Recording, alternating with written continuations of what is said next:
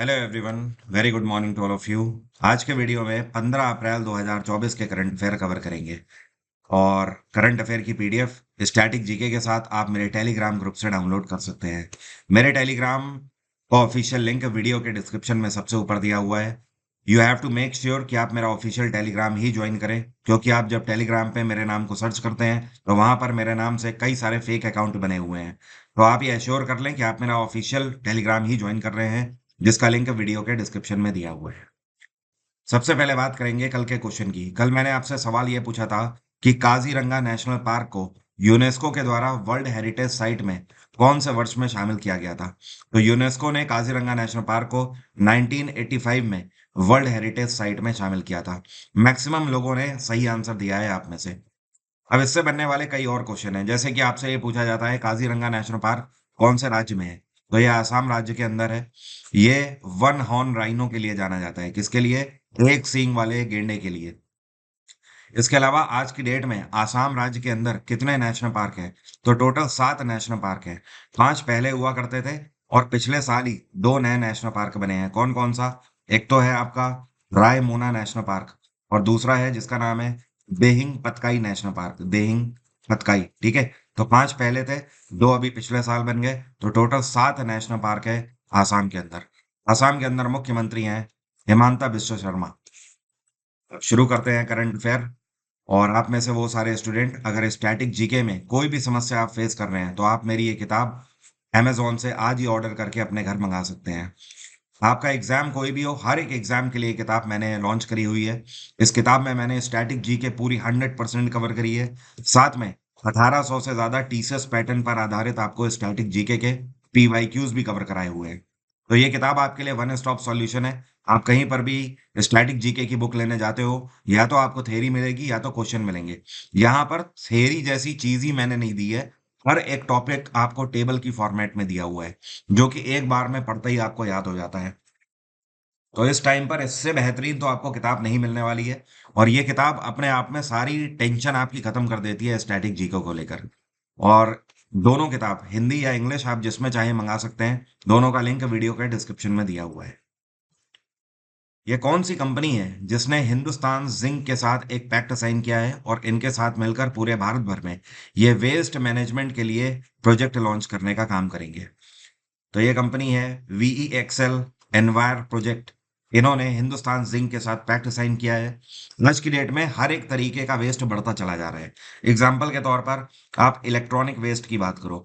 आज आप देख रहे हो एक व्यक्ति दो दो तीन तीन मोबाइल फोन भी लेकर चल रहा है। एक घर में पता लगा 4 मेंबर्स हैं, और 4 मेंबर्स के बीच में 7 मोबाइल फोन है, 3 लैपटॉप हैं। तो ये सारे क्या हैं? इलेक्ट्रॉनिक गैजेट्स ही तो हैं। ये सारे इलेक्ट्रॉनिक गैजेट धीमे धीमे करके खराब भी होते हैं। तो एक बहुत बड़ा एक ऐसा सिनेरियो सा क्रिएट होता चला जा रहा है, जहां पर इलेक्ट्रॉनिक वेस्ट भी लगातार बढ़ता चला जा रहा है। अब इसको रिसाइकिल भी तो करना पड़ेगा। तो उसके लिए ये पैक्ट साइन किया गया है। इसके अलावा केवल इलेक्ट्रॉनिक वेस्ट ही नहीं, नॉर्मल वेस्ट की भी यहाँ पर बात हो रही है, जो कि कूड़ा कचरा हमारी सोसाइटी से निकलता है। अब उससे भी कई सारी गैसेस उत्पन्न होती हैं। तो कई सारी गैसेस इससे एक्सट्रैक्ट करी जाएंगी। बहुत सारी ऐसी प्लास्टिक होती है जिसको रिसाइकिल किया जा सकता है। तो ओवरऑल अपने आप में वेस्ट मैनेजमेंट एक बहुत बड़ा चैलेंज है आज की डेट में हर एक गवर्नमेंट के लिए, जिसके लिए पैक्ट साइन किया गया है। ये कौन है जो कि सीबीआई के नए ज्वाइंट डायरेक्टर के रूप में अपॉइंट किए गए हैं? तो सीबीआई के नए ज्वाइंट डायरेक्टर अब से होंगे सीनियर आईपीएस अधिकारी हैं अनुराग कुमार। और ये 2004 बैच के अधिकारी हैं, आसाम मेघालय कैडर के। सीबीआई की स्थापना 1963 में करी गई थी। हेडक्वार्टर है इसका नई दिल्ली। और सीबीआई के इस टाइम पे डायरेक्टर कौन है? प्रवीण सूद। इनका नाम मत भूलिएगा, क्योंकि कुछ टाइम पहले ही ये सीबीआई के डायरेक्टर बने हैं। इनमें से ये कौन सा प्रोडक्ट है या फिर कौन सा फीचर है जिसको स्विगी के द्वारा लॉन्च किया गया है? और ये फीचर उनके लिए लॉन्च किया गया है जिनके पेट्स खो जाते हैं, तो ऐसे ओनर इसका फायदा ले सकते हैं। तो स्विगी के द्वारा लॉन्च किया गया है एक इनका नया फीचर जिसका नाम है स्विगी पॉलिस। क्या नाम है? Swiggy polish. यहाँ पर पॉलिस LICE का मतलब यह है कि इन्वेस्टिगेशन के लिए, और पॉ का मतलब है कि जो जानवर होते हैं उनके जो हाथों के जो इंप्रेशंस होते हैं इनको पॉ कहा जाता है। तो यहाँ पर स्विगी पॉलिस लॉन्च किया गया है। अब देखिए इसमें है क्या फीचर। जैसे मान लीजिए आपने कई बार देखा होगा, किसी की बिल्ली खो गई या किसी का कुत्ता खो गया, या फिर किसी की गाय छोड़ी थी उन्होंने, वो पता लगा शाम को लौट के घर ही नहीं आई, किसी की भैंस खो गई। इस तरीके के आपका कोई भी पेट हो, अगर वो खो जाता है तो आप स्विगी एप्लीकेशन में जाके उसको रिपोर्ट कर सकते हैं, और स्विगी के जो पार्टनर्स हैं वो लगातार इसकी खोज जारी रखेंगे, और वहां पर ओनर्स की सारी डिटेल होंगी। वो जैसे ही आपके पेट्स को पाते हैं, कहीं पर भी स्पॉट करते हैं, आपको तुरंत इन्फॉर्म करेंगे। और इस पहल में इनका साथ दिया है रतन नवल टाटा के, जो इस टाइम पे मैनेजर हैं। इनका नाम है Shantanu Naidu. I am very sure काफी कम उम्र है इनकी, इनके साथ आपने रतन टाटा की फोटो जरूर देखी होगी। तो इनकी उम्र करीब 24-25 साल है। ये एंटरप्रेन्योर हैं, और इस टाइम पर रतन नवल टाटा के पर्सनल मैनेजर भी हैं। तो आप देख सकते हो, रतन नवल टाटा जो है वो पेट्स के लिए बहुत कुछ करते आए हैं पहले से भी। तो यहाँ पर एक तरीके से कहीं ना कहीं टाटा का भी इनिशिएटिव है। बाकी स्विगी की अगर बात करें तो इसकी स्थापना साल 2014 में करी गई थी। इसका हेडक्वार्टर है बैंगलोर, और स्विगी के सीईओ हैं श्री हर्ष मजेती। पेरिस ओलंपिक्स आने वाले हैं, हम सभी को पता है, जुलाई के महीने में चालू होंगे। इस बार के ओलंपिक्स फ्रांस के पेरिस में हो रहे हैं। तो भारत की तरफ से शेफ दे मिशन के रूप में एमसी मैरी कॉम को अपॉइंट किया गया था। मतलब कहने का ये कि पेरिस ओलंपिक्स में हमारे खिलाड़ियों को रिप्रेजेंट कर रही थी एमसी मैरी कॉम, लेकिन इन्होंने इस्तीफा दे दिया है अपने पद से। इन्होंने इस्तीफा देते समय इसको पर्सनल रीजन डिक्लेयर किया है। इनका कहना है कि हमारे कुछ ऐसे पर्सनल रीजंस हैं जिनकी वजह से मैं इसे कंटिन्यू नहीं कर पाऊंगी। तो अब ऑब्वियस सी बात है, ओलंपिक कमेटी की तरफ से, या आप बोल सकते हो इंडियन ओलंपिक एसोसिएशन की तरफ से, किसी नए व्यक्ति को सेफ द मिशन के रूप में अपॉइंट किया जाएगा। फिलहाल जो इनका जो इस्तीफा है, इसका अनाउंसमेंट इंडियन ओलंपिक एसोसिएशन की प्रेसिडेंट पीटी उषा के द्वारा किया गया है। और आपको पता है, एमसी मैरी कॉम एशियन गेम्स में मल्टीपल टाइम्स गोल्ड जीत चुकी हैं भारत के लिए। इतना ही नहीं, 2012 में जो लंदन ओलंपिक्स हुए थे उसमें इन्होंने भारत के लिए ब्रोंज जीता था। ये कौन है जो कि सूर्योदय स्मॉल फाइनेंस बैंक के एडिशनल डायरेक्टर के रूप में अपॉइंट किए गए हैं? तो ये हैं दीपक कुमार शर्मा। अब से सूर्योदय स्मॉल फाइनेंस बैंक को यही संभालेंगे, और इसका हेडक्वार्टर है नवी मुंबई। क्या है? नवी मुंबई। क्या आप बता सकते हो, कुछ टाइम पहले ही पंजाब एंड सिंध बैंक के नए सीएफओ कौन बने हैं? तो इनका नाम है Arnab Goswami.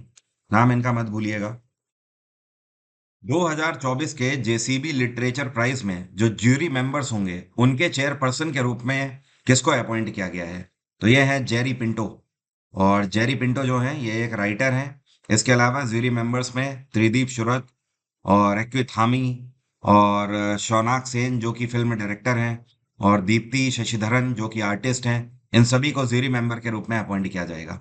Bye the way, JCB literature prize जो है ये भारत में राइटर्स के लिए सबसे बड़ा सम्मान है। और देखने वाली बात यह होगी कि इस बार का 2024 का जेसीबी लिटरेचर प्राइज किसको दिया जाएगा। जो विनर होगा उसको 25 लाख रुपए की धनराशि दी जाती है, और विनर वही होगा जिसकी बुक सबसे बेहतर यहाँ पर समझी जाएगी। और कई बार ऐसा होता है कि वो बुक के साथ कोई ट्रांसलेटर भी होता है। जैसे मान लीजिए मलयाली भाषा में लिखी गई कोई बुक बेस्ट बुक चुनी गई, तो उसके अगर कोई ट्रांसलेटर होंगे तो उनको 10 लाख रुपए की धनराशि दी जाती है। और ये प्राइस हर साल दिया जाता है। क्या आप बता सकते हो पिछले साल 2023 का जो जेसीबी लिटरेचर प्राइज है ये किसको दिया गया था? तो इनका नाम ध्यान रखिएगा, मैं बता देता हूँ, आपको याद दिला देता हूँ। ये हैं पेरुमल मुरुगन। कौन है? पेरुमल मुरुगन। इनकी किताब है फायर बर्ड, जिसको पिछले साल सम्मानित किया गया था। यह कौन सा बैंक है जिसने फिस्टन नाम की कंपनी के साथ एक पैक्ट साइन किया है, और इनके साथ मिलकर ये 3 in 1 अकाउंट फैसिलिटी लॉन्च करेंगे अपने कस्टमर्स के लिए? तो ये बैंक है कर्नाटक बैंक, और इन्होंने फिस्डम नाम की एक कंपनी से पैक्ट साइन किया है। फिस्डम जो है ये एक म्यूचुअल फंड इन्वेस्टमेंट कंपनी है। अब देखिए इसका मतलब क्या है, कर्नाटक बैंक ने इनके साथ मिलकर अपने कस्टमर्स को एक नई फैसिलिटी देने का प्रावधान लागू किया है। इसका मतलब यह होगा, आप कर्नाटक बैंक में एक ही खाता खुलाइए, उसमें आपको 3 तरीके की फैसिलिटी मिलेंगी। वही खाता आपका सेविंग अकाउंट की तरह भी काम करेगा, वही आपका डीमैट अकाउंट की तरह भी काम करेगा। डीमैट अकाउंट आपको तब खोलना होता है जब आप शेयर मार्केट में इन्वेस्ट करना चाहते हो, तो वो आपको अलग से खोलने की जरूरत नहीं पड़ेगी। और वही अकाउंट तीसरे ट्रेडिंग अकाउंट के रूप में भी कार्य करेगा। जब आपको ट्रेड करना होता है, जब आपको व्यापार करना होता है, इंपोर्ट एक्सपोर्ट, तो उस केस में आपको ट्रेडिंग अकाउंट खोलना पड़ता है। तो यहाँ पर अलग अलग आपको अकाउंट खुलाने की जरूरत नहीं है। एक ही बार में तीन फैसिलिटी आपको एक ही अकाउंट में कर्नाटक बैंक के द्वारा दी जाएंगी। और जो फिस्डम कंपनी है, ये बैंगलोर बेस्ड कंपनी है। कर्नाटक बैंक की स्थापना 1924 में करी गई थी। इसका हेडक्वार्टर है मंगलौर, और इसके सीईओ हैं श्री कृष्णन हरिहर शर्मा। ये कौन है जिनको अमेरिका के प्रेसिडेंट की तरफ से वॉलंटियर अवार्ड 2024 से सम्मानित किया गया है? तो ये हैं जैन आचार्य लोकेश मुनि जी। ठीक है, इनको सम्मानित किया गया है वॉलंटियर अवार्ड 2024 से, वॉशिंगटन के अंदर। अब देखिए, जो वॉलंटियर अवार्ड दिया जाता है, ये हर साल ऐसे लोगों को दिया जाता है अमेरिकी सरकार की तरफ से जिन्होंने अमेरिका के अंदर पीस एंड कल्चर को बढ़ावा देने के लिए बेहतर कार्य किया है, इवन ह्यूमन वेलफेयर के लिए बेहतर कार्य किया है, और इसके लिए इन्होंने वॉलंटियर तौर पर मिनिमम 500 घंटे दिए हों अमेरिका के अंदर। ऐसे लोगों को यह सम्मान दिया जाता है। तो जैन आचार्य लोकेश मुनि जो हैं, ये जैन धर्म से जुड़ी हुई बातें बताते हैं। साथ में आज की डेट तक इन्होंने दुनिया में हजारों लोगों का जीवन बदला हुआ है अपने दिए हुए उपदेशों से। और साथ में जो इनकी बातें हैं वो इतनी इम्प्रेसिव होती है जिससे कि लोगों के जीवन तक बदल जाते हैं। तो इनके इस कार्य की सराहना करते हुए इन्होंने अमेरिका के अंदर जिस तरीके से ह्यूमैनिटी के लिए कार्य किया हुआ है, अमेरिकी सरकार की तरफ से वॉलंटियर अवार्ड 2024 से सम्मानित किया गया इनको। ये कौन सा देश है जिसने अंगारा A5 रॉकेट का सफलतापूर्वक परीक्षण किया है? तो ये है रशिया। और रशिया पहले भी इस रॉकेट का परीक्षण करना चाह रहा था, लेकिन इसमें टेक्निकल इश्यूज आ रहे थे, और अब फाइनली वो टाइम आ गया है जब इसको सक्सेसफुली टेस्ट कर लिया गया है। अंगारा A5 स्पेस रॉकेट, इसकी खास बात यह है कि ये 1 घंटे में 25,000 किलोमीटर ट्रैवल कर सकता है, 25,000। और अभी तक जो रशिया का रॉकेट था जिसका नाम है प्रोटॉन, प्रोटॉन एम, ये उसको रिप्लेस करेगा अब। और ये काफी हैवी रॉकेट है अंगारा A5। इसका जो वजन है ये 773 टन है, और ये अपने साथ करीब 25 टन का पेलोड भी ले जा सकता है अंतरिक्ष में। तो ये है इसकी खास बात। तो आने वाले टाइम में प्रोटॉन एम का यूज होना बंद हो जाएगा, क्योंकि जो अंगारा A5 है, इसकी एक और खास बात है, इसकी कैपेबिलिटी तो ज्यादा ही है, साथ में ये इको फ्रेंडली भी है।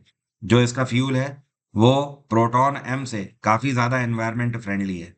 रशिया में इस टाइम पे व्लादिमीर पुतिन की सरकार है। Joint military exercise dust lake Bharat ने कौन सा देश के साथ कंडक्ट? तो डस्ट लेक मिलिट्री एक्सरसाइज जो है, ये भारत और उज्बेकिस्तान के बीच में कंडक्ट करी जाती है। इस बार की डस्ट लेक जो है, ये आज ही के दिन शुरू हुई है, मतलब 15 अप्रैल को ये शुरू हुई है, और ये अगले 14 दिन तक चलेगी, 2 सप्ताह तक। इस बार की एक्सरसाइज उज्बेकिस्तान में कंडक्ट करी जा रही है। वहां का एक डिस्ट्रिक्ट है जिसका नाम है तरमेज। क्या नाम है? तरमेज। और दोनों तरफ से 45-45 सोल्जर्स इस मिलिट्री एक्सरसाइज में हिस्सा ले रहे हैं। क्या आप बता सकते हो, हाल ही में कल, वैसे मैंने कल के ही वीडियो में आपको बताया था, हमारी इंडियन आर्मी की त्रिशक्ति कॉर्प के द्वारा एक एंटी गाइडेड मिसाइल का सफलतापूर्वक परीक्षण कहां पर किया गया है? तो ये किया गया है सिक्किम में। याद आया आपको? मैंने आपको बताया था। ये टैंक को ध्वस्त करने के लिए एंटी गाइडेड मिसाइल लॉन्च करी गई है वहां पर, छोटी रेंज की। पहले ऐसे भारतीय कौन बन गए हैं जो कि ब्लू ओरिजिन के न्यू शेफर्ड मिशन का हिस्सा होंगे?